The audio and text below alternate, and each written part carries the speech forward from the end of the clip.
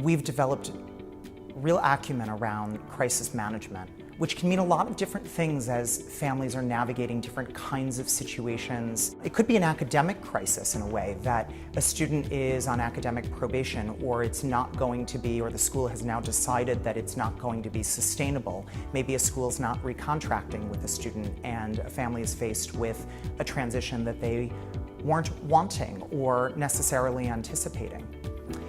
Sometimes the crisis is a different sort of angle on academic issue, where a student might have done something really inappropriate, plagiarism for example, that may result in being asked to leave and make a transition, and that requires a certain sort of management and finessing. Things happen along the schooling trajectory that we just can't plan for, sometimes even with the best of intentions.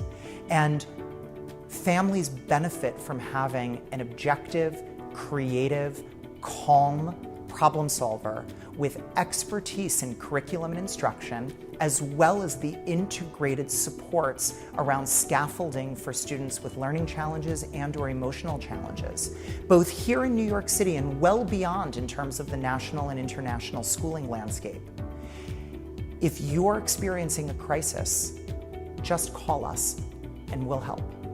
Brad and I work with families on crisis management situations when our students have made poor choices and find themselves having to deal with behavior consequences, both in school and out of school.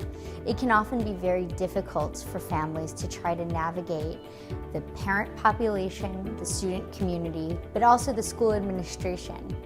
And we work with families to help strategize and put plans together, and often liaise with the school administration to sort of create a separation or a boundary between the parents and the school. Oftentimes, as a result of these behaviors, we're often having to make a school transition, which can also be very difficult for families to think about, especially for families who've been in a school environment since their kiddo was in the pre-Ks or started in kindergarten.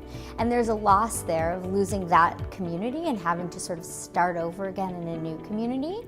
But what Brad and I can do is really help families to walk through this process and try to make it as easy and as stress-free as possibly can be.